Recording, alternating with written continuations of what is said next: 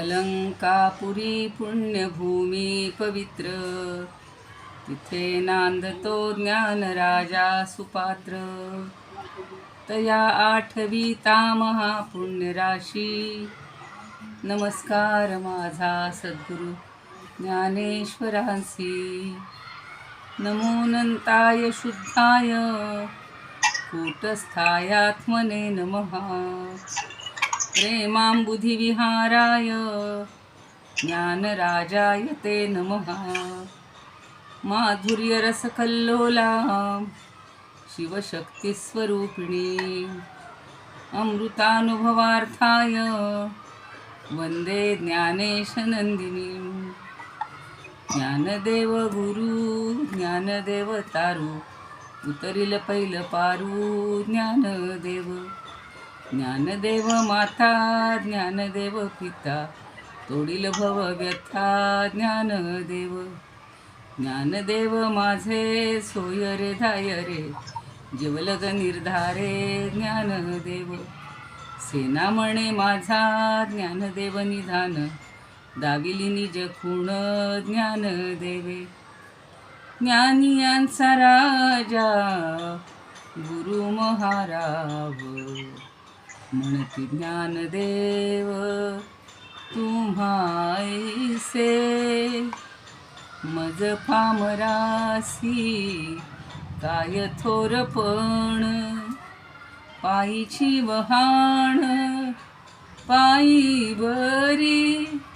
ब्रह्मादिक जेथे तुम्हा ओळंगणे, इतर तुलने काय पुढे.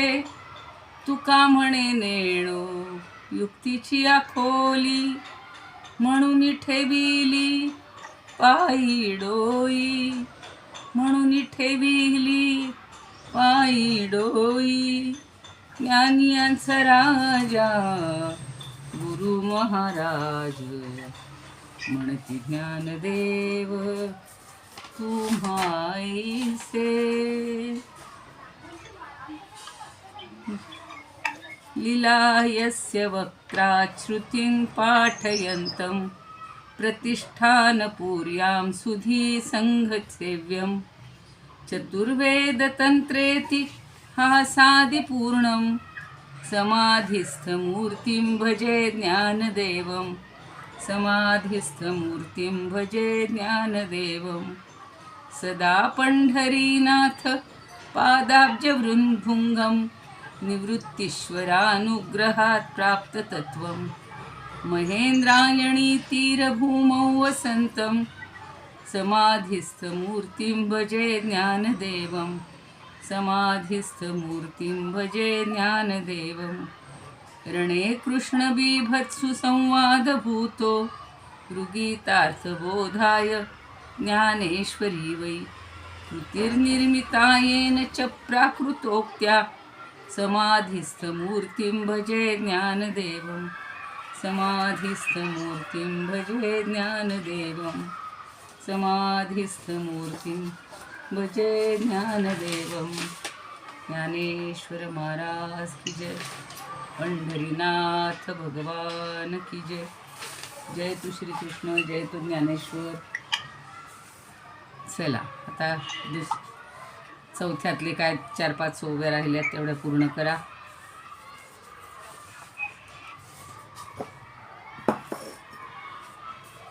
म्हणतंय कोणी?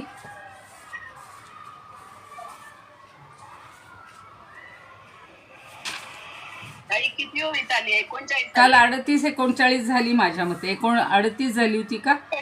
39 झाली होती. हा तेच 40वी.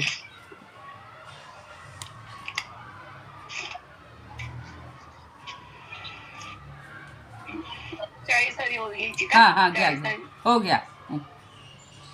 आपण भावूतैसे असण्याची जे असे आहे नाही ऐसे तांडोनिया. आत्मा हा मर्यादांच्या कुंपणात कधी अडकत नाही. झाडा आडून दिसणारा चंद्र झाडांच्या फांद्यात अडकलेला आहे असे वाटते, परंतु तो भास असतो. तो कधी फांद्यात अडकतो का? नाही. आत्मा शरीरात नांदतो तरी तो शरीरात नांदत असतो का? म्हणजे आहे आणि नाही या पलीकडे त्या आत्म्याचे स्वरूप असते. आकाश नाही म्हणावे तर आकाश आहे, ते दिसते आणि ते असून सुद्धा नाही हे सत्य पुन्हा स्वीकारावे लागते. कारण की पुकई आहे आणि आकाश पंच महाभूतापैकी एक असून त्यात इतर 4 भूत सामावून गेलेली आहेत. आत्मा हा आहे नाहीच्या सीमा ओलांडून त्याचे असणे अनुभवत असतो. छान, बरोबर, धन्यवाद. छान. पुढे घेणार 19 सांगू? 41 ना? नाही. 19 सांगू का? हा चालेल ना, पण यातली 41 कोणी बोलतंय का म्हटलं? ठीक आहे, हा, दे, कोणी? ठीक आहे. 19वी सांगा.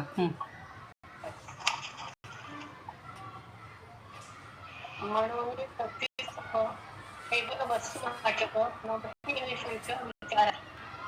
सच्चिदानंद हे बोल केवळ वस्तुवाचक नाही. परमात्मा ही काही वस्तू नाही. तेव्हा वस्तुवाचक शब्दाने त्याचे वर्णन कसे होईल? त्याच्या ठिकाणी विचार टिकत नाही तो परमात्मा. जिथे विचार विषय पूर्णपणे लयाला जाईल तेव्हा ते विषय तो परमात्मा विषय त्याला जाणून घेण्यासाठी आत्मज्ञानाची बैठक पाहिजे. तो शब्द ज्ञानाच्या पलीकडच्या तीरावर मौनाच्या गहन दूर परिसरात राहतो. छान, बरोबर. मी 41 सांगू का काही? हो सांगा सांगा. मग बोला. कान सज्जिता विना तो नादू जो अबोलपणा तया तेनेची जाणा होवावी. कान सज्जिता विना तो नादू जो अबोलपणा तया तेनेची जाणा होवावी. कितव्यातली वाचताय? कितव्यातली वाचताय? मी काय ते चौथी 41 आली. चौथ्या अध्याय, चौथ्या प्रकरणातली ना? हा 41. हां हां. विना उत्पन्न झालेला नाव तुम्ही नव्हता का होता? तो सुखात नव्हता का?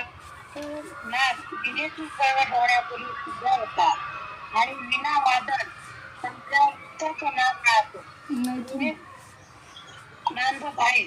विजेतून प्रगट होण्यापूर्वी जो मौनात नांदत होता. मौनाची भाषा ही सर्वसामान्य माणसाच्या श्रवणेंद्रियांना ज्ञान म्हणतात की कुठली वस्तू प्रगट होण्यापूर्वी शक्ती रूपाने ती नांदतच असते. सुख हे प्रगट होण्यापूर्वी नांदत आहे. फक्त तो आपल्या मतलनाचा विषय आहे. परत एकदा ओवी वाचा. तुम्ही कोणती वाचली ती? ऐकू येत नाही क्लिअर. हा ते माझं बंद करते मी. हा पुन्हा सांगा ते. आणि ओवी पण मला काही दुसरी ओवी काहीतरी वेगळी वाचतायत त्या. तेच मलाही तो प्रश्न. हा बघा मी तीच ओवी उघडून बसलीये. त्यांनाही म्हणलं ओवी वाचा, पण ते पण 41. हा तेच ना. बरोबर. पण त्यांनी मला वाटतं दुसरी वाचली की काय माहिती. ती दुसऱ्या कुठल्या तरी अध्यायातली वाचली असेल. कुठल्या तरी. वाचली ओवी. हा बरोबर बरोबर बरोबर. नाही काहीतरी गडबड आहे तुमची. मी देते नाही पण निमाली आहे पण कामी ना कोणीही होऊन जायचे. हा हे पाहिजे. आले काही पण निमाली आई जागे पण अशी जे कोणी न होऊन जायचंय. जोपर्यंत आहे तोपर्यंत जागे पण म्हणजे काय कळत नाही. जागी झाल्यावर मात्र झोपेचे अस्तित्व काय त्याची स्मृती होते आणि जागे पण म्हणजे काय हे सुद्धा कळते. परंतु सदैव जागा आहे त्या निद्रा म्हणजे काय हे कसे कळणार नाही. आणि त्यामुळे जागे म्हणजे काय हे सुद्धा कळणार नाही. कारण निद्रेच्या स्मृतीवर आधारित आपली जागी पण असते. तो सदैव जागाच आहे. त्याला जागेपणाची जाणीव कधीच होणार नाही.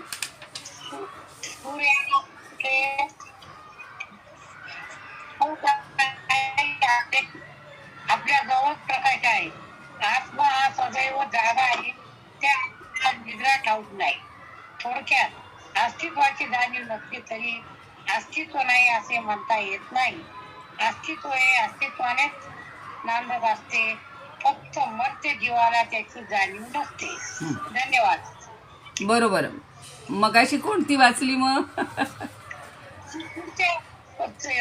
शब्द खंडन त्याच्यातली आहे. हा तेच म्हणलं, कारण मी आपली शोधती आहे 41. बरं आता हा उद्या 2 राहिल्यात त्या आता उद्या शेवट घेऊया, म्हणजे ते प्रकरण संपून जाईल.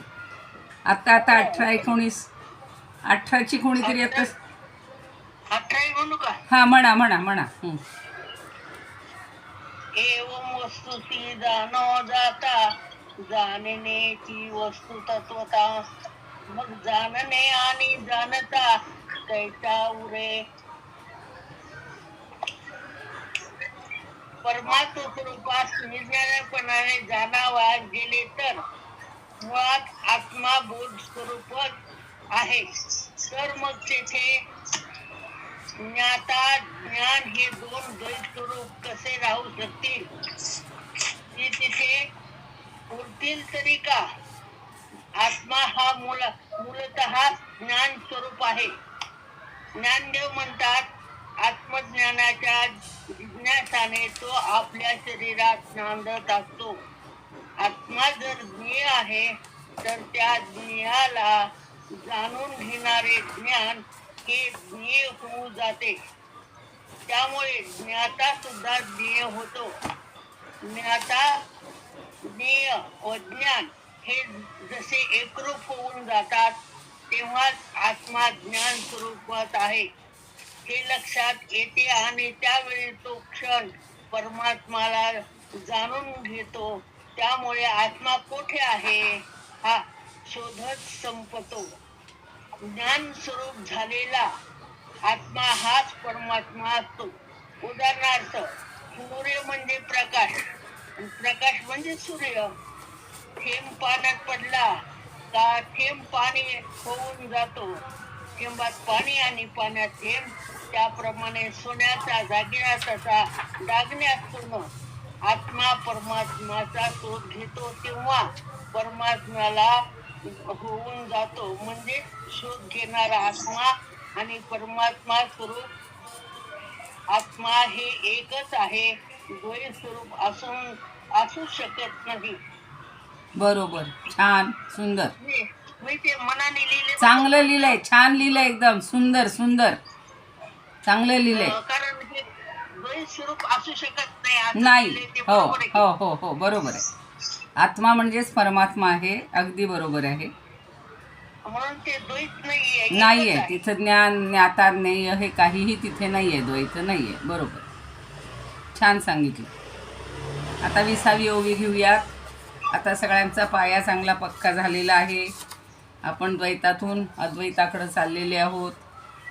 19 मध्ये झालं सांगितलं की सच्चित आनंद हे बोल केवळ वस्तुवाचक आहेत असं म्हणायचं नाही.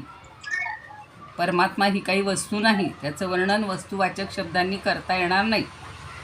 ज्ञाता ज्ञेय हे द्वंद्व तिथं नाही. आता 20वी बघूया. ऐसे नी इये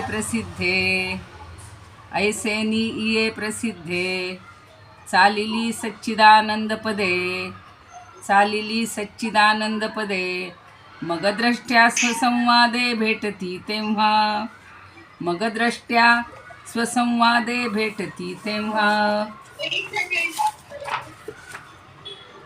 20वी चालली ओवी. आता 20वी ओवी चालली आहे 5व्यातली. आलं का लक्षात? ऐसे नी इये प्रसिद्धे चालिली सच्चिदानंद पदे. आता इये म्हणजे या पदांनी. ऐसिये इये पद प्रसिद्ध पद आहेत, सगळ्यांना माहिती आहेत.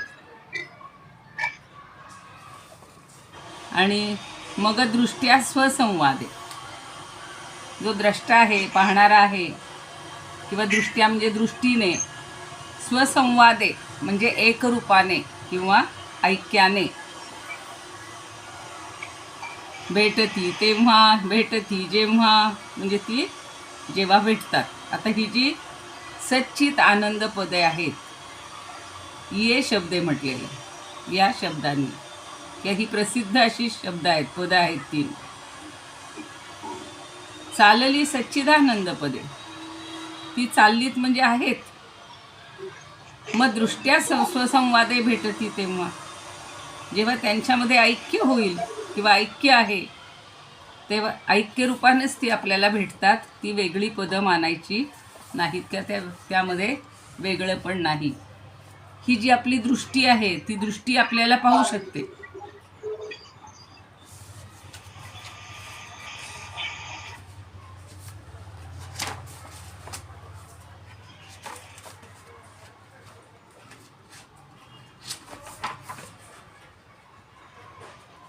त्या ताईंसारखं माझं व्हायला लागलं आता. म्हणजे आत्मवस्तूला जाणायला जाता जाताच आपण एका तात्विक पातळीवर येतो आणि ही 3 पदं जी आहेत ही एकाच आत्मबोधाचा प्रत्यय करून देतात. ते 3 पदं म्हणजे काही 3 व्यक्ती नाहीत किंवा 3 गोष्टी नाही आहेत. आणि त्यांच्या एकत्वातून किंवा मेळणीतून केवळ आनंदाचाच बोध होतो आणि ते शब्द सगळे निवृत्त होतात. बघूया आता काय म्हणतायत अजून. एकत्वाने एवढं लक्षात ठेवा त्याचा अर्थ. स्वसंवादे म्हणजे त्यांच्यामध्ये जसं आपण सुसंवाद म्हणतो तसे इथे स्वसंवाद हा शब्द ऐक्य किंवा एकरूपता यासाठी वापरलेला. म्हणजे ती तिन्ही एकत्रित वापरायची, तिन्ही एकतेचाच बोध करून देतात. 3 गोष्टी म्हणजे एकच आहेत, ते वेगळं नाही आहे, एवढं लक्षात ठेवायचं. आता ताईंनी सांगितलं तसं द्वंद्वही नाही, द्वैतही नाही. आता त्याच्यासाठी पुढच्या 4, 5, 6 ओव्यामध्ये छान दृष्टांत देणार आहेत. आणि भेटती जेव्हा म्हणजे ती जेव्हा एकत्रित भेटतात, ती जेव्हा एकत्रित येतात, एकत्वाने येतात, त्यावेळेला आपल्याला या सगळ्यातून एका आत्मतत्वाचाच बोध होतो. ती 3 पदं प्रसिद्ध आहेत हे बरोबर आहे, पण ती जो द्रष्टा आहे किंवा जो पाहणार आहे किंवा जो अभ्यास करणार आहे त्याला ती एकत्वानं भेटतात, एकरूपत्वानं भेटतात. एवढाच त्या 20व्या ओवीचा अर्थ आहे. आता त्याच्यावर आणि कोण कोण काय म्हणतायत ते बघूया. म्हणजे या सगळ्या ओव्यांचं तात्पर्य काय आहे की द्रष्टा दृश्य हे द्वैत जोपर्यंत मानतो तोपर्यंत ही सच्चित आनंद किंवा सच्चित सुख ही पदं निरनिराळी पृथकपणे आपल्याला दिसतात किंवा वाटतात. आणि द्रष्ट्यावाचून दृश्य वेगळं आहे असं आपल्याला वाटतं, पण प्रत्यक्षात अनुभव आल्यानंतर तिथे द्रष्टा दृश्य हे द्वैत किंवा त्रिपुटी जी मागे सांगितली होती तशी इथं काहीच उरत नाही. फक्त परब्रह्मच आपल्याला त्या ठिकाणी सच्चित सुख हे अंशही तिथे राहत नाहीत, ते सगळे एकरूप होऊन जातात, एकत्वात येतात, लीन होऊन जातात. आणि द्रष्टुत्व स्फुरलं नाही की जाणीवही स्फुरत नाही. सच्चित आनंद यांचा पृथक भासही आता भासत नाही. आधी आपण अभ्यास करत असताना किंवा त्याचं ज्ञान करून घेत असताना सत म्हणजे काय, चित म्हणजे काय, आनंद म्हणजे काय हे सारखा अभ्यास करत असतो. पण शंकराचार्यांनी सुद्धा हे सगळं ब्रह्मसूत्रामध्ये जे परवा मी सांगितलं होतं तसं हे आत्मस्वरूप प्राप्त करून घ्यायचं आहे.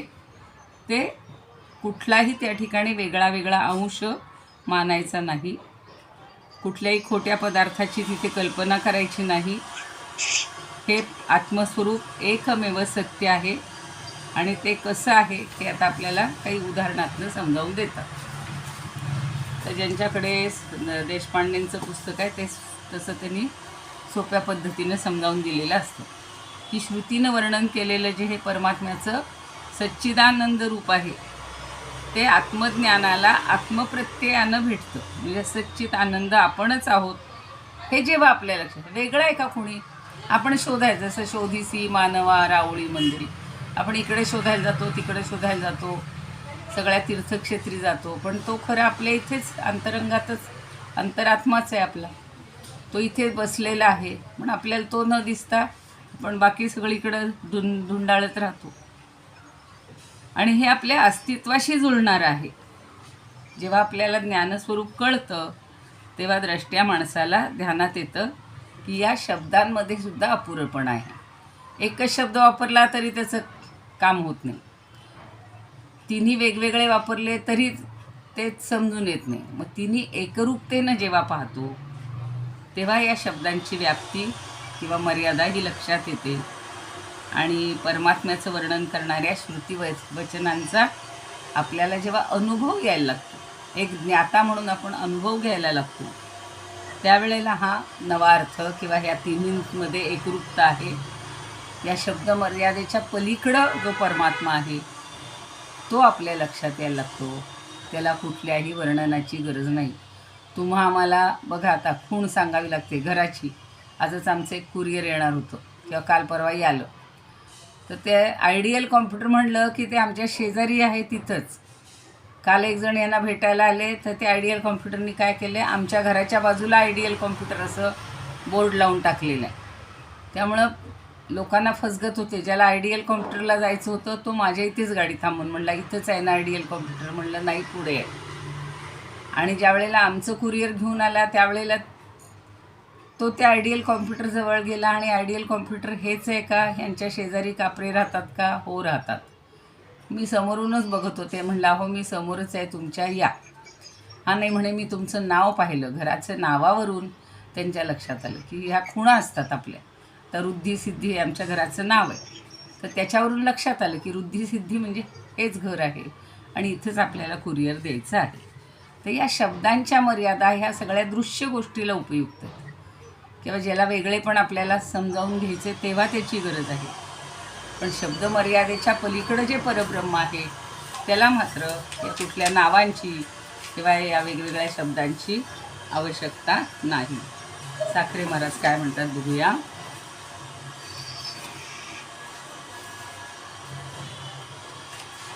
साखरे महाराज म्हणतात की अशा प्रकारे परमात्म वस्तूच्या ठिकाणी शब्दाची गती नाही. ते मगाशी पाहिलं आपण 19 मध्ये. आणि मग या तिन्ही शब्दांचा उपयोग जो केलेला आहे तो द्रष्टा किंवा जो प्रमाता आहे, जो ज्ञान करून घेणार आहे, त्यालाच आपल्या वास्तविक रूपाचा किंवा स्वरूपाचा बोध होतो. आता कालही त्या ताई सांगत होत्या, आजही सांगितलंच आहे दादांनी, की आत्मरूप आपल्याला समजायचं आहे. आपल्याला शेवटचं खजिना शोधायचं आहे, शेवटचं ठिकाण शोधायचं. तोपर्यंत सगळे मध्ये मध्ये मध्ये मध्ये भेटतात, ते सगळे सोडून द्यायचे आणि शेवटाचा बोध आपल्याला करून घ्यायचा आहे. तर तिथे आपण पोचलो की आता हे बाकीच्या सगळ्या गोष्टी ह्या नश्वर आहेत किंवा ह्या खोट्या आहेत, तिथं खजिना नव्हता हे आपल्या लक्षात येईल. तसंच इथं आपण आता पोचायला लागलो. आता हळूहळू ती पहिली खूण होती, सत चित आनंद, म्हणजे असत नाही म्हणून सत आहे, जड नाही म्हणून चित आहे आणि दुःख नाही म्हणून सुख आहे, असं म्हणत म्हणत म्हणत आपण इथपर्यंत पोचलो. पण आता एकदा त्या तिन्ही गोष्टी म्हणजे एकच तत्व आहे, त्या तिन्ही गोष्टींची आता त्यात शब्दांची आम्हाला गरजच नाही. आता आम्हाला आत्मतत्व समजणार आहे. समजेपर्यंत आपण आलेले आहोत, तरी अजून हे प्रकरण अर्ध राहिलं आहे बरं का. पण ज्ञानदेवांनी आपल्याला इथे एका टप्प्यावर आणून सोडले. आता त्याच्यासाठी पुन्हा उदाहरणं देतात. ती उदाहरणं आपण पुढच्या ह्याच्यातनं बघूयात. आता हे वि कुलकर्णी काय म्हणतात, ऐसैनिये प्रसिद्धे झाली सच्चिदानंद पदे मग द्रष्ट्या स्वसंवादे भेटती जेव्हा. आता ही जी सच्चिदानंद ही जी पदं व्यवहारात रूढ झालेली आहेत, पण ती ज्या वेळेला सुसंवादीपणे म्हणजे एकत्वानं द्रष्ट्याला, म्हणजे जो त्याचा अभ्यास करतोय किंवा जो पाहतोय त्याच्याकडं पाहणाऱ्याला, किंवा त्याला दुसरा एक शब्द एक वापरलेला आहे त्यांनी, तर त्या आत्मवस्तूला भेटतात. म्हणजे ही तिन्ही पदं एकत्रितपणे भेटतात, त्यांच्यातलं वेगळेपण तिथं उरत नाही. तर गिरवाणमध्ये काय म्हणतात संस्कृतमध्ये बघूया.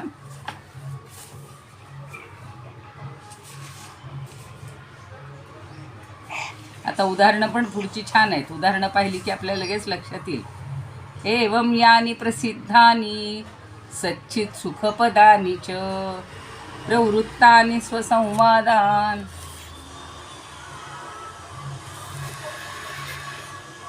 प्रवृत्तानि स्वसंवादात द्रष्टारं तदा एवं यानी प्रसिद्धानी. यानी म्हणजे जी.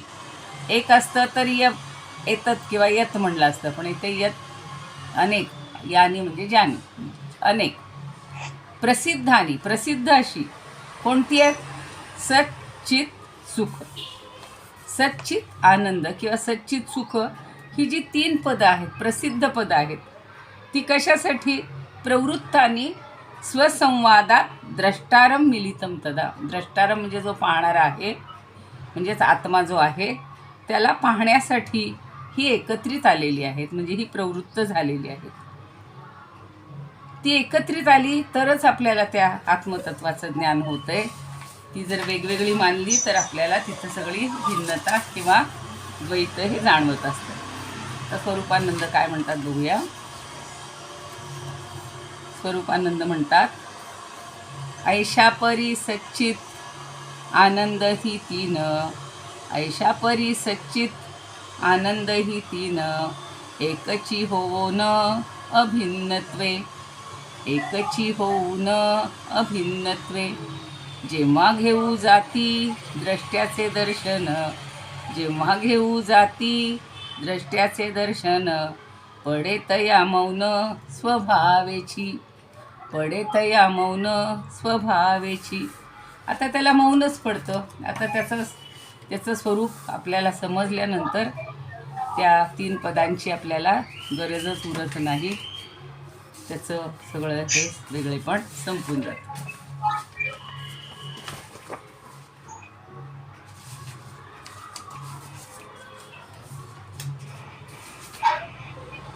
आता धूत महाराज काय म्हणतात. धूत महाराज जरा थोडं सविस्तर त्याच्याबद्दल बोलतात. ऐसेनिये प्रसिद्धे चालिली सच्चिदानंद पदे, मग द्रष्ट्या स्वसंवादे भेटती जेव्हा. आता ही खरं वर्णनं कुणी केलेली आहेत? श्रुतीनं केलेली आहेत, म्हणजेच वेदामध्ये आलेली आहेत ही पदं नेहमी. आणि ती पदं ब्रह्मवस्तूचं ज्ञान करून देण्याकरता प्रवृत्त होतात. त्यामुळं प्रमाता जो आहे, जो ज्ञाता आहे, ज्याला शिकून समजून घ्यायचे, त्याला या सच्चिदानंद पदाचा अर्थ अभेदानं समजतो. आत्तापर्यंत भेदानं बघत होता, आता अभेदानं समजतो. आणि म्हणून तो प्रमाता आणि ती पदं हे भिन्न राहतच नाहीत, ते सगळं एकरूपच होऊन जातं.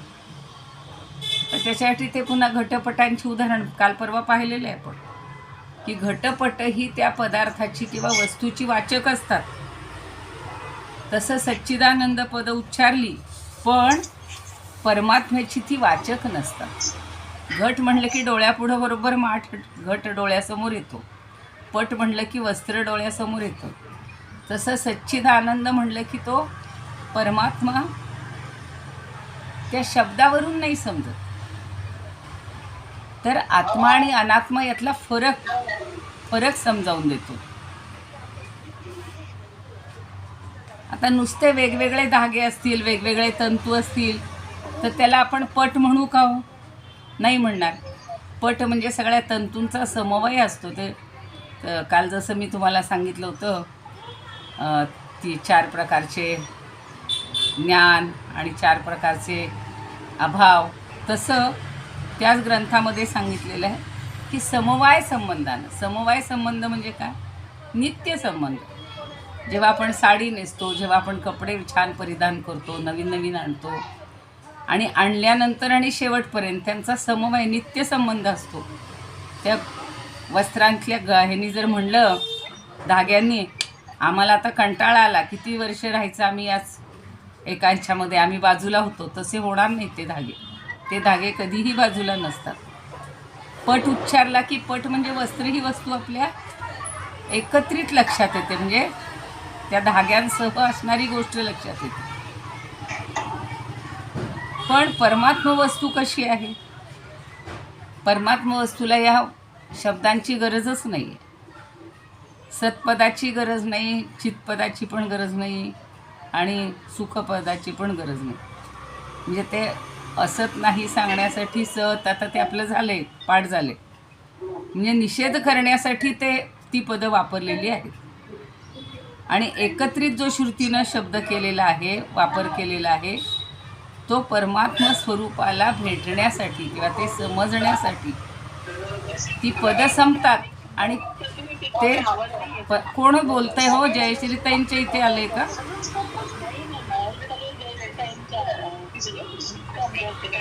जयश्रीताई, तुमचं माईक चालू आहे. हां हा, नाही, माझ्या लक्षात आलं. तुम्ही म्हणत होत्या कुणाचा तरी चालू आहे. कुणाचा चालू आहे जरा बघा बरं. पण त्या दोन याच्यावरून जॉईन झाल्या बहुतेक त्यांचं कसल्या पाण्यामध्ये त्याच्यामुळे तो आवाज ब्रेक होतो. हा, नाही, मलाच ते बोलताना असं अस्वस्थ होतं. आता बंद करा जयश्रीताई तुमचा. हां, ठीक आहे, ठीक आहे. अजूनही कुणाच्या घरातली चर्चा ऐकू येते? सांगते मी, त्या जयश्रीताई निकम आहेत ना, त्यांचा माईक चालू आहे. अच्छा, म्हणजे अजून वेगळे आहेत का जयश्रीताई कुणी?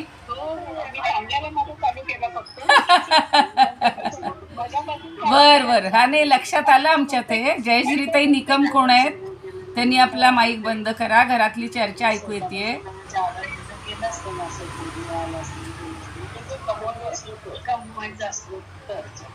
जयश्रीताई निकम, तुमचा माईक बंद करा. मग काय होतंय, बाकीच्यांना ऐकू येत नाही ना.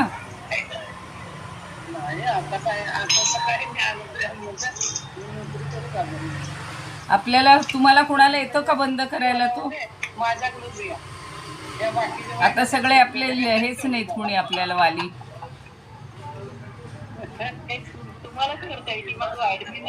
हो, पण ऍडमिन मध्ये आता कोणी उपस्थितच राहत नाहीयेत ना.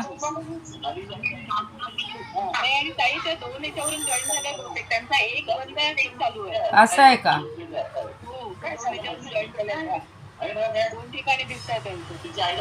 नाही, मला आता मी हे केलं तर माझंच जाईल आवाज सगळा. जाऊ दे. जयश्रीताई निकम कोण आहे? त्यांनी कृपया आपला माईक बंद करा. आपल्यात आता कोणी रेखा तोरो वगैरे कोणीच नाही आहेत का? ज्योत्स्नाताई कोणी तुमच्यापैकी आता व्हा ऍडमिन इथून पुढं.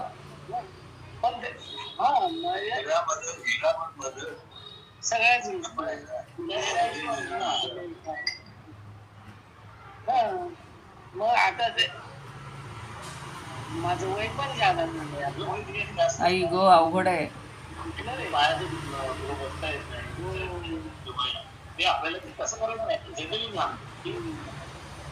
तुम्हाला दिसत असेल तर नाही बंद करतायत का?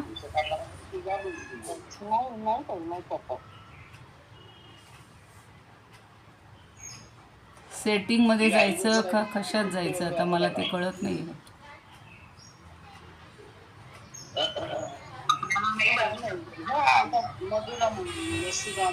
सगळं आपलं बंद पडेल नाही तर.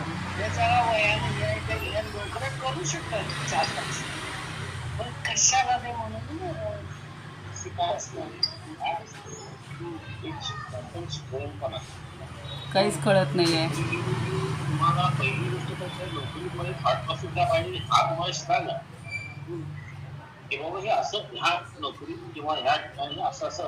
आपण बंद करून पुन्हा जॉईन होऊयात का? आपण सगळे बंद करू.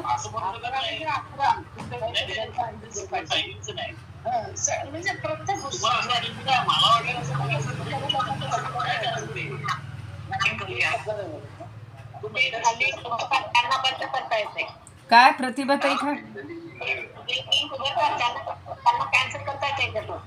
कसं करा ना मग? तुम्हाला येत असेल तर करा ना त्यांना कॅन्सल. तुम्हाला करता येत असेल तर करा बरं. मी नोकरी करते तर. अहो, कोण बोलताय तू? मग मी तेच म्हणते, आपण बंद करूया आणि लगेच सगळे जॉईन व्हा. मी बंद केला. चला.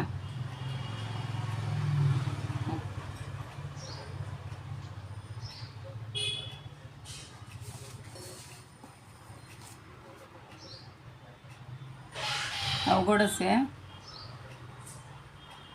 कोणीच येत नाही आहे तर मला माझ्या पुढे गेले तर मी माझ्या मुलीकडनं शिकून घेईन ते सगळं.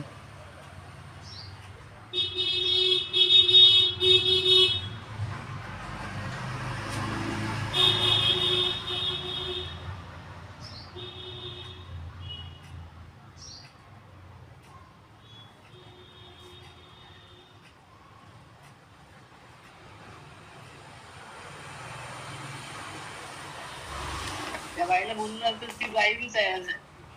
मला बापूला म्हणा काही त्यांचा फोन नंबर असेल तर फोन करा ना त्यांना. कोण आहेत पण नाव काय आहे?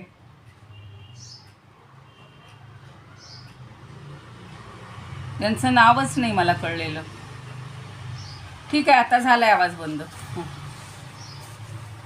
6 मिनिटं राहिले फक्त. असू दे, आपण पुढे घेऊयात, काही बिघडत नाही. एक ओवी तरी आपली व्हायला पाहिजे. असू दे, म्हणजे आज केलं होतं वेळेत सुरू. ठीक आहे, जाऊ दे. तुमचा आवाज नाही येत रुपाली त्यांचा. नेमकं माझंच मी बंद व्हिडिओ चालू आहे ना, आवाज बंद आहे हे कळलंच नाही. बर,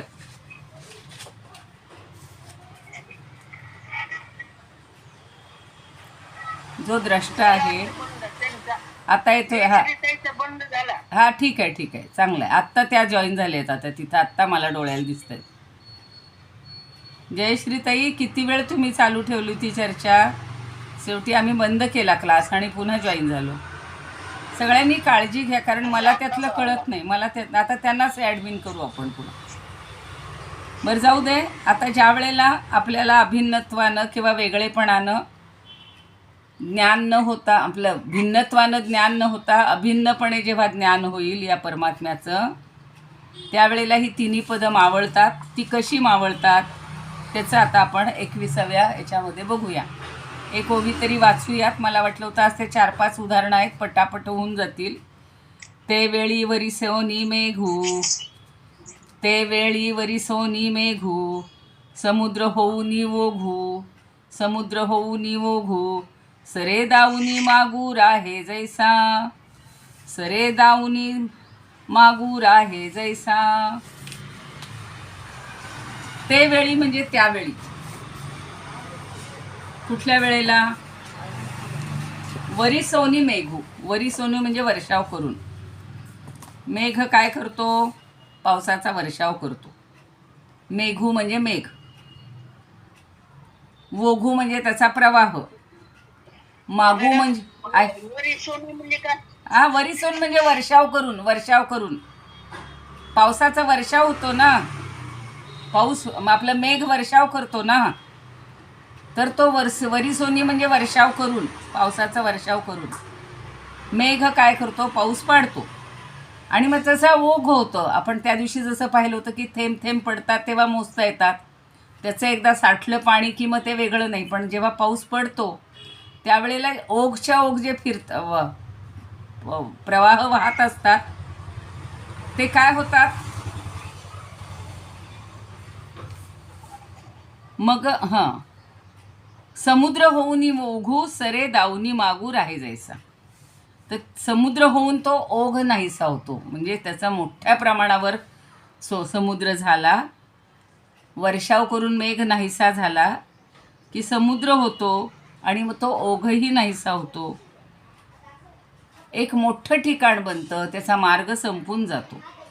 आता बघा, वेगवेगळे ओघळ आपल्या गावामध्ये असतील, आपल्या दारामध्ये असतील, गल्लीमध्ये असतील, सगळीकडचे ओघ. पुन्हा आला आवाज. सगळीकडचे ओघ असे एकत्रित येऊन आधी नद्यांना मिळतात, मग नद्या सगळ्या समुद्रांना मिळतात. ती जी कल्पना आहे ती सांगितली. आणि मग तो ओघ नाहीसा होतो आणि मार्गही संपतो. एकदा समुद्रामध्ये सगळे हे ओघ संपले, आपलं पोचले प्रवाह, की मग त्यांचे मार्ग सगळे संपून जातात.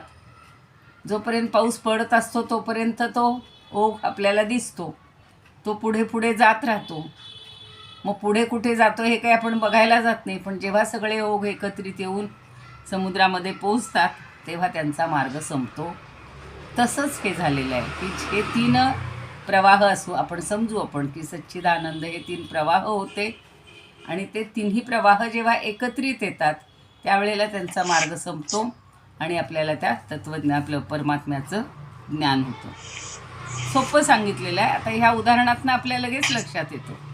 ऐसिनी ये प्रसिद्धे चालली सच्ची नाही ते झाले. ते वेळी वर्षोनी मेघू समुद्र होऊनी ओघू सरे दाऊनी मागू राहे जैसा. मागू म्हणजे मार्ग बरं का, आपण मागतो तो असा अर्थ नाही घ्यायचा. सरे दाऊनी मागू म्हणजे तो मार्ग हा दिसला नाहीसा होतो. सरे म्हणजे संपतो आणि मग फक्त तो एकटा समुद्रच राहतो किंवा समुद्राच्या ठिकाणीच ते सगळे ओघ नाहीसे होतात, नष्ट होतात.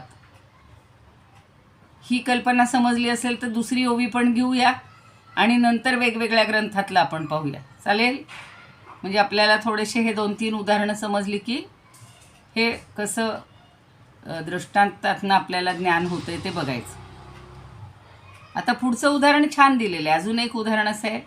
फळ विवूनी फूल सुके फळ नाशे रस फाके तोही रस उपखे तृप्तिदानी. काल जे आंब्याचं उदाहरण दिलेलं होतं तेच इथं पुन्हा आज तशाच पद्धतीचं उदाहरण आले की फळं विवूनी. बरं का, विवूनी हा शब्द कसा वापरलेला आहे अगदी म्हणजे विणे किंवा व्याणे म्हणजे व्याली जे म्हणतो आपण, गाय व्याली, तो विवूनी शब्द इथे घेतलेला आहे. म्हणजे उत्पन्न करून किंवा प्रसवून अशा अर्थी तो दिलेला आहे त्याने. फळं विवूनी फूल सुके. जेव्हा फळ दिसतं बघा, आता इथं आमच्या समोरच छान जांभळाचं झाड आहे मोठं आणि कालच तिथले ते मोठे काका आले होते आमच्याकडे आणि हे म्हणाले, लागली का हो जांभळं? नाही हो म्हणे, अजून सगळी फुलंच आहेत. पण जेव्हा एवढीशी ती छोटीशी फळं लागतात म्हणजे फळं वितात तेव्हा फुलं सुके. मग फूल सुकतं. उलटंही म्हणू शकतो, फूल सुकलं याचाच अर्थ तिथे फळ लागलं आहे हे आपल्याला लक्षात येतं. बरं, पुढं काय होतं? फळनाशे रस फाके. आता ज्या वेळेला फळाचाही रस, फळाचीही रसात समाप्ती होते म्हणजे फळ दिसतं आधी कच्चं असतं ना फळ आणि नंतर रस फाके म्हणजे त्या ठिकाणी रस उत्पन्न होतो किंवा रस दिसायला लागतो. म्हणजे फळाची सुद्धा समाप्ती कशात होते? रसामध्ये होते. आणि पुढचं तर त्यांनी छान उदाहरण दिलेलं आहे. तोही रस उपखे तृप्तिदानी. आणि तो रससुद्धा उपखे शब्द वापरलेले की उपके असं म्हणलेलं म्हणजे नाहीसा होतो. कधी? तृप्तिदानी. तृप्ती झाल्यानंतर. खाणाऱ्याला तृप्तिदानी म्हणजे देताना. खाणाऱ्याला तृप्ती देताना तो रससुद्धा संपून जातो. किती छान सांगितले बघा. ही 2 उदाहरणं आज लक्षात ठेवा. उद्याच्याला आपण बाकीचं पुन्हा बघता येईल की ज्या वेळेला मगाशी सांगितलं तसं पावसाचा वर्षाव होतो, सगळे मार्ग ज्या वेळेला समुद्राला ते ओघ किंवा प्रवाह भेटतात जातात त्यावेळेला ते मार्ग संपतात. तसं ज्या वेळेला आता फळ लागतं म्हणजे फळ व्याल्यानंतर म्हणजे फळ निर्माण झाल्यानंतर फूल सुकून जातं. फळाचा नाश जेव्हा रस निर्माण होतो तेव्हा होतो आणि रसाची समाप्ती कधी होते तर आपली जेव्हा तृप्ती होते. खाणाऱ्यांना आता सध्या इतकी फळं आलेली आहेत बघा बाजारात. ते काय म्हणू आपण, कलिंगड, टरबूज, खरबूज, द्राक्ष, मोसंबी, सगळ्या चिक्कू, सगळ्या प्रकारची फळं आहेत. आणि आता आंबा पण यायला लागले. सुरुवात द्राक्षांची सुद्धा आठवत तुम्हाला पाहिले असतील, अशा द्राक्षांचे मळे पाहिले असतील तर असे सुरुवातीला ते छान फुलं आलेली असतात. फुलं नंतर मग हळूहळू बारीक फळ लागतं. मग घोसच्या घोस तयार होतात. केळीचंही तसंच आहे. प्रत्येक फळाचं तेच आहे. आणि ते संपलं की त्याचा जेव्हा आपण आस्वाद घेतो तेव्हा त्या सगळ्याचंच समाप्ती होते. मग ते फळही राहत नाही, त्यातला रसही राहत नाही, त्याचं फूल तर कधीच दृष्टीआड गेलं. तशी ही अवस्था आहे. ते शेवटचं आपण निष्कर्ष 6 उदाहरणानंतर किंवा 5-6 उदाहरणानंतर बघूया.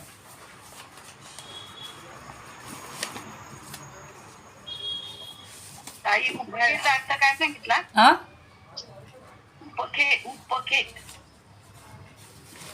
उपखेचा अर्थ उपखे ना, हं? उपखे म्हणजे नाहीसा होतो, नष्ट नाहीसा होतो. म्हणून. हां, जेव्हा रस जेव्हा येतो त्यावेळेला ते फळाचा नाश होतो. आणि रसाचाही नाश कधी होतो? खाणाऱ्याला तृप्ती झाली की. मग ते रसही आपल्या पोटात गेला म्हणजे आता त्या रसाचंही का अस्तित्व उरतं का? नाही उरत. जेव्हा आपण तो खातो किंवा तो खाणाऱ्याला तृप्ती देतो त्यावेळेला तेही संपून जातं. असं छान सांगितलं. उपखे म्हणजे नाश होतो.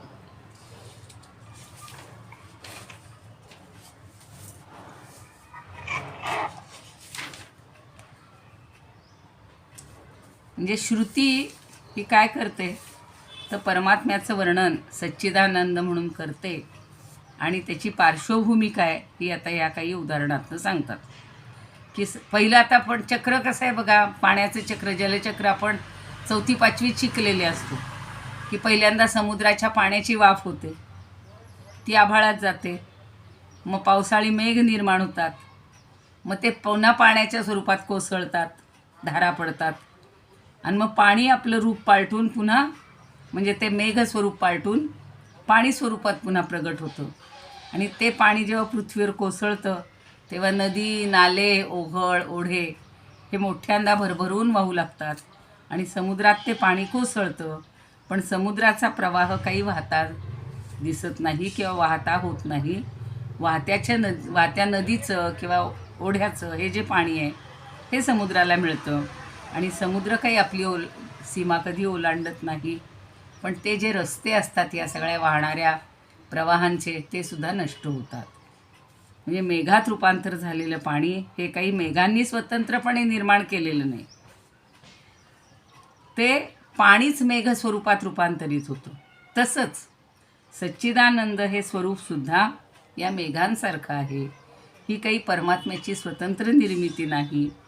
पावसाच्या पाण्यानं जशी शेतं पिकतात, झाडं वाढतात, त्यांना फळं येतात, तशी या सच्चिदानंद रूपाच्या वर्णनानं हीच अवस्था आपली भक्तांची होते. आणि या ओवीतून अजून एक दृष्टांत दिलेला आहे की समुद्रात मेघ पाऊस होऊन कोसळतो, त्याचं मेघ पण संपतं. किती छान एक एक टप्पे संपतात ते कसे छान सांगितले. पाठीमागे काही खूण उरत नाही. एकदा मेघानं म्हणतात ना, मेघ बरसला की त्याचं अस्तित्व संपलं. मग तो पाण्याचा ओघ समुद्राला जाऊन मिळतो. म्हणजे जे पाणी आहे त्याचंही अस्तित्व संपलं, तोही आपली खूण मागे न ठेवता समुद्रामध्ये जातो. तसं हे सच्चिदानंद रूप किंवा सच्चिदानंद शब्दांचा ओघ कधी संपतो, तो द्रष्टा कधी ज्ञेय होतो, तोच परमात्मा होतो. आणि सुंदर आत्मसाक्षात्कार जेव्हा होतो तेव्हा हे रूपवर्णन संपतं. आणि कुणी कुणाचं वर्णन करायचं असा प्रश्न पडतो. कारण ज्ञाता, ज्ञेय, ज्ञान ह्या तिन्ही गोष्टी एकरूप झाल्या. मी आत्मरूपच आहे हे समजलं की समजणारा वेगळा, ते ज्ञान करून घेणारा वेगळा, त्याचं साधन वेगळं, हे काहीही उरत नाही. ही 21वी ओवी छान आता समजलेली आहे. आता फळाची बघा, फळाचंही त्यांनी तेच सांगितलं की झाडावर जेव्हा फळ निर्माण होतं आणि फळाचा जेव्हा जन्म होतो तेव्हा त्या फळाला जन्म देणारं प्रत्येक फूल सुकून जातं. फुलाशिवाय फळ नसतं. पण फूल जेव्हा आपला म्हणजे त्याग करतो, प्राणत्याग म्हणू आपण, त्यावेळेला फळ तिथं निर्माण होतं. म्हणजे फुलाची अवतार समाप्ती होते. त्या निर्माण झालेल्या फळात आता रस निर्माण होतो. रस निर्माण झाला की फळाचा अवतार संपतो आणि तो स्वादपूर्ण रस माणसाला जेव्हा तृप्ती देऊन जातो तेव्हा रसापर्यंतचा प्रवासही संपलेला असतो, तो स्वतःच नष्ट होऊन जातो. तसंच ज्ञानदेव आपल्याला सांगतायत की श्रुतींनी निर्माण केलेले परमेश्वरी स्वरूपाचं हे जे वर्णन आहे, सच्चित आनंद जे आहे ते त्या रसाळ फळासारखं आहे. त्या फळातला रस ज्ञानी माणसाने चोखला की फळाचं कार्य संपतं. त्याची उत्पत्ती त्याच्यासाठीच असते. तशी आपल्याला आत्मज्ञानाची तृप्ती झाली की सच्चिदानंद स्वरूपामुळं ती होते. पण ती प्राप्त झाली की ते शब्द लोप पावतात. एकदा ते ज्ञान झालं की मग आपण हे नाही दाखवत बसणार, हे बघा यातला हा सच्चा भाग आहे, हा चितचा भाग आहे, हा आनंद सुखाचा आनंद, सुखाचा भाग आहे किंवा सुखाचं रूप आहे नाही. वन बाय वन जसं ते सगळं संपून जाते तशी ही तिन्हीही लोप पावतात आणि फक्त परमात्मरूप आपणच आत्मरूप झालो, आपणच परमात्मरूप झालो. कुठे ते राहणार आहे आता? सच्चित आनंद या शब्दांना काही आता उरतच नाही, त्यांचा सगळ्यांचा लोप पावतो. खूप सुंदर अशी उदाहरणं दिलेली आहेत. ही 2 उदाहरणं आज आपल्याला समज सांगितलं त्याप्रमाणे मेघवरती नदीचा ओघ समुद्राला मिळाल्यावर संपतो हो. आणि चोरीला गेलेल्या पदार्थाचे ठिकाण दाखवून मार्गमाग संपतो. हे ते पुढेच चोराचं त्यांनी दिलेलं आहे नंतर उदाहरण स्पष्टीकरणामध्ये. बरोबर. ठीक आहे, आपण अजून उद्या बघूया डिटेलमध्ये. मग अशी थोडा वेळ, पण या उदाहरणातून आपल्याला समजतं की नाही छान. म्हणजे ज्ञानदेवांना अभ्यासकाची किंवा ज्ञात्याची किंवा जो अभ्यास करून समजून घ्यायला बसलेला आहे भक्त म्हणून, तर त्याला ती कशी समजावून देणे. आधीच जर हे उदाहरणं दिली असती तर ती एवढी आपल्याला म्हणजे एवढी काही लक्षात आली नसती, म्हणजे त्याचं महत्त्व नसतं. पण ह्या अगोदर सांगितलं तत्त्व आणि नंतर ही उदाहरणं दिलेली आहेत आणि त्यानुसार हे आपल्याला ज्ञान होत असतं. आणि हे रसतृप्तीचं दान करून जसा तो रस स्वतः नाश पावतो तसंच हे आपल्याला ज्ञान झालं की मग ही तिन्ही पदं लोप पावतात, एवढं लक्षात ठेवायचं. मॅडम, हा. दासबोधामध्ये शेवटची कथा सांगितली ना, हो. त्यावेळेस माझा इंटरनेट गेलं होतं. मला ती कथा सांगतात का? नाही, माझं तर फारच बंद होतं. मला शेवटचं काही त्यांनी जो तो शिडी दाखवत होते ती बघता बघताच माझंही ते बंद. मी नेमकी नको. ती कथा छान होती. मग कुणी सांगितली असेल त्यांना ऐकली असेल त्यांनी सांग. कोण होतं का दुसरे? कारण मला निलिमाताई होत्या. निलिमाताई आहेत का आता? निलिमाताई नंदाताई होत्या. फोन करा मग. आहे, नंतर बघू. आता नंतर विचारू त्यांना फोन करून. चालेल, आपण आता थांबूया इथे. किंवा ते ऐकता येईल ताई, पुन्हा ते सगळं पाठवतात ना रेकॉर्डिंग, ते ऐका पुन्हा, म्हणजे मग आपल्याला कळेल. पुन्हा ऐकू तेवढा भाग उरलेला. चला प्रार्थना घेऊया. इदमुपकर्तुं भुवन मंडलम समुदितमिव भास्करं सादरं वंदे ज्ञानेश्वरं. त्रिभुवनमाता भगवद्गीता लोकमंगला लोकविश्रुता लोकहितं संततं ज्ञायता येन ज्ञानेश्वरी विरचिता श्रुत्वा प्राकृतगिरं सादरं वन्दे ज्ञानेश्वरं सादरं वन्दे ज्ञानेश्वरं. गीताशास्त्रं वाम्बुधिकल्पं नमन्तदीयं वचः कवचाल्पं विषयविपदां व्रात्यमनल्पं वाग्यज्ञेन च येन भूषितं सरस्वती मन्दिरं सादरं वन्दे ज्ञानेश्वरं सादरं वन्दे ज्ञानेश्वरं. यत्र शारदा कृपा प्रसादः यस्य श्रवणात् परमानन्दः निहितो यत्रामृतनिःस्यन्दः काव्यतत्त्वयोः कृतवन्तं तत् रसायनं मधुरं सादरं वन्दे ज्ञानेश्वरं सादरं वन्दे ज्ञानेश्वरं. काल कोण म्हणत होते आरती? त्यांना म्हणायची का आत्ता? आरती ज्ञानराजा महाकैवल्य तेजा. हा, देवीती साधू संत मन वेदला माझा. आरती ज्ञानराजा लोपले ज्ञान जगी इतने नाते कोणी. अवतार पांडुरंग नाव ठेविले ज्ञानी आरती ज्ञानराजा कनकाचे करी उभ्या गोपिका नारी नारद कुंभर हो सांब गायन करी आरती ज्ञानराजा महाकैवल्य तेजा देवीची साधू संत प्रगट गुह्य बोले विश्व ब्रह्माची केले राम जनार्दनी पायी मस्तक ठेविले आरती ज्ञानराजा महाकैवल्य तेजा देवीची साधू संत मन वेधले माझा आरती ज्ञानराजा ज्ञानेश्वर महाराज की जय पंढरीनाथ भगवान की जय जय श्री कृष्ण जय ज्ञानेश्वर छान. नमस्कार मॅडम हा नमस्कार नमस्कार. खूप दिवसांनी आल्या का तुम्ही? नाही आहे ना आहेच ना. हा हा. हो पण माझ्याकडे काय अमृतानुभवाचं पुस्तक नाहीये ना नाहीये का? त्यामुळे मी जास्त बोलू शकत नाही मी नुसतं ऐकते मग बर बर, काही हरकत नाही, काही हरकत नाही. तरी मी 2दा 3दा 4दा म्हणत असते ती ओवी. नाही ठेवते लक्षात हा. थोडंफार म्हणजे राहील तेवढं हो हो ठीक रोज आहे. असते मी बर बर चालेल चालेल. समजतंय ना? समजते हा, समजते ठीक आहे.